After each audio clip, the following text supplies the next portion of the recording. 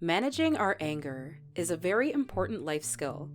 It not only helps us feel better, it helps us enhance our interpersonal relationships and improves our overall quality of living. Here are some tips that you can use to manage your anger effectively. 1. Identify your triggers.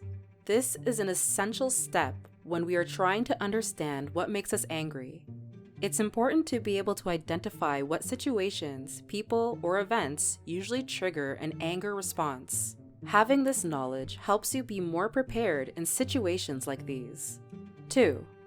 Take time out. The purpose of a timeout is to gain perspective. Take a step back, distance yourself from that situation, and calm down before responding. Responding too quickly to anger is often what creates negative expressions and outcomes. Reacting and acting on that reactive reflex may not be very healthy. It's important that we use this time out.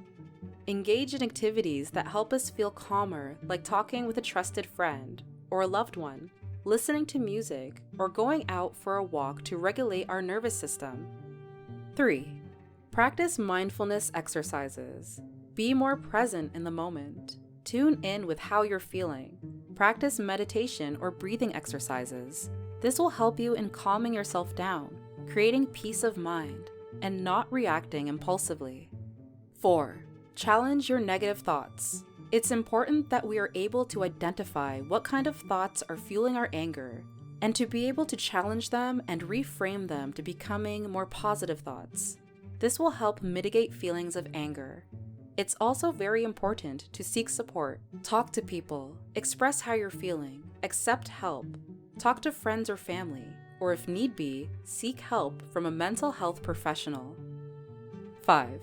Practice assertive communication. While at the same time when you are seeking support, it's also important to communicate what you're saying using I statements rather than going into blaming others or assigning blame, which is the use of you statements. Blame is not productive. It is verbally pointing a finger at someone else and being accusatory. You statements are argumentative and move away from problem resolution and healthy discussion. The anger response is coming from within oneself, and blaming someone else for the anger response is not owning one's feelings, nor is it taking responsibility for expressing the reaction and feelings appropriately and seeking to resolve the event or situation with that person or persons involved. For example, instead of saying, "You always have this habit of keeping your towel on the bed," you could instead say, "I am frustrated and upset about one habit of yours. It tends to increase my daily workload. Can we talk about it?" While having a conversation about how you're feeling, seeking support is also important to take ownership of our own emotions. These tips will help you in understanding and managing your anger effectively.